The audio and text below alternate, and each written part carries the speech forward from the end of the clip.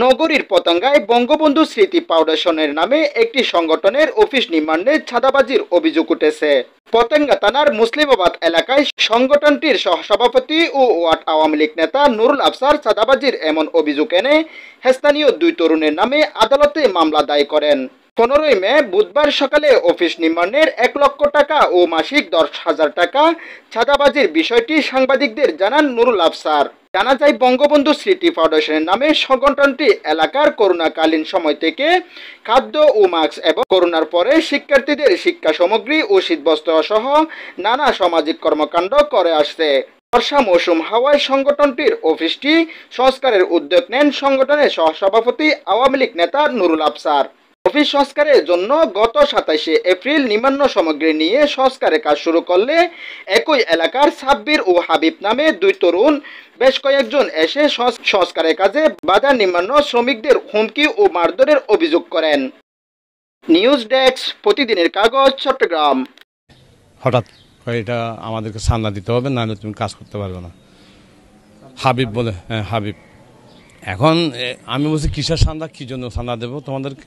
বলে না, আমাদেরকে চাঁদা দিতে হবে 1 লাখ টাকা, নাহলে প্রতি মাসে মাসে 10,000 টাকা ভাড়া দিতে হবে, স্ট্যাম্প করতে হবে, প্রতি মাসে 10 তারিখ টাকা দিয়ে দিতে হবে।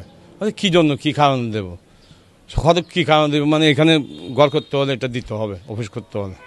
আমি তো দেবো না। তখন এক পর্যায়ে লাগন নিতে হয়ে আমার মিস্ত্রিকে মারধর করে বাইর করে দিয়েছে, আমাকে হাত নিচে মারার জন্য এলাকার মানুষজন ধরে ফেলেছে। এরপরে দেখতেছি কাজ বন্ধ হয়ে গেছে। বন্ধ করে দেওয়ার ফলে আমার এখানে যা ছিল সিমেন্ট, বালি, ইট, তারপরে আগে পুরানো যে ট্রেনগুলো, খুব ভালো ট্রেন, প্রায় 40,000 টাকার উপরে হবে ট্রেন, এগুলো সব লুটপাট করে নিয়ে গেছে এরা। তো এটা দিয়ে আমি তো আর তাদের সাথে করতে যাই না, যেহেতু এরা হলো কিশোর গ্যাং। আল্লাহ না করুক কোনো একটা বিশৃঙ্খলার সৃষ্টি হয়ে যায়, আমার ছেলে মেয়ে আছে। আমি অনেক চিন্তা ভাবনা করে আমি আইনের আশ্রয় নিয়েছি, মামলা করছি। এখন বর্তমানে তদন্তদিনে আছে PBIর মধ্যে। তো ব্যাপারটা হচ্ছে এটা তো সামাজিক কাজ, আর এখানে কোনো দলিলের জায়গা না, এটা সরকারি জায়গা। আমাদের বারেক ভাই কাউন্সিলরের সহযোগিতায় এটা আমরা মানে এই জিনিসটা করতে চাইছিলাম। এখন হঠাৎ মধ্যে আসে তারা এবার বানা দেয় এবং বিভিন্ন রকমের উচ্ছৃঙ্খলতা করতেছে, আবার বলতেছে যে কী করতে কাজ করতেছি।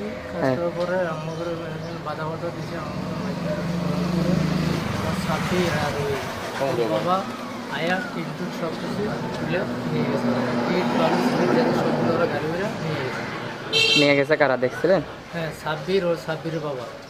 কেন গায়ে হাতটা দিচ্ছে, হাতটা ধরে ওরা সরে গেছি, ওরা এগুলো সবগুলো গাড়ি ঘুরে নিয়ে গেছে। আমরা